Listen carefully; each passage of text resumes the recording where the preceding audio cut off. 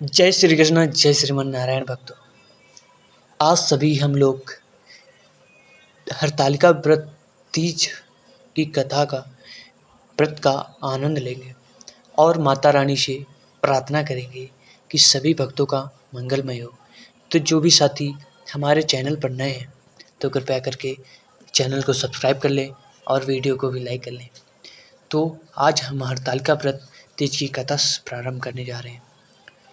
तो हरतालिका तीज का व्रत सुहागिनी महिलाओं के लिए बहुत ही महत्वपूर्ण माना जाता है। यह व्रत भाद्रपद मास की शुक्ल पक्ष की तृतीया तिथि को मनाया जाता है।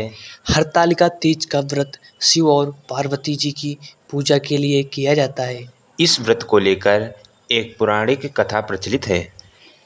कथा इस प्रकार है। पार्वती जी शिव को पति रूप में प्राप्त करने के लिए बाल्यावस्था से ही तपस्या कर रही थी।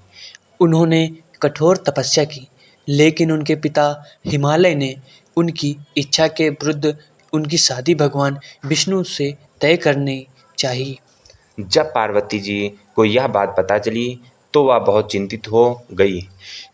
उनके मन में यह विचार आया कि अगर उनकी शादी भगवान विष्णु से हो गई तो उनका तप व्यर्थ हो जाएगा और उन्हें शिव जी को पति रूप में प्राप्त नहीं होगा।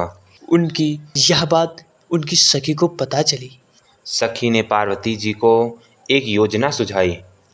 वह पार्वती जी को घने जंगल में ले गई और उन्हें वहां छिपा दिया। इस कारण से यह घटना को हरतालिका नाम दिया गया, जिसका अर्थ है हरित अर्थात हरण करना और आलिका अर्थात सखी। अर्थात सखी द्वारा हरण की गई। वहां पार्वती जी ने कठोर तपस्या की।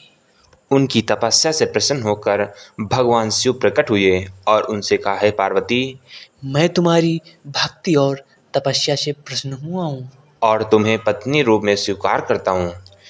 इस प्रकार पार्वती जी को भगवान शिव पति के रूप में प्राप्त हुए। इस घटना की याद में महिलाएं हरतालिका तीज का व्रत करती हैं। इस व्रत को करने से सौभाग्यवती स्त्रियां अपने पति की लंबी उम्र के लिए प्रार्थना करती हैं और अविवाहित लड़कियां मनचाहा वर पाने के लिए इस व्रत का पालन करती हैं।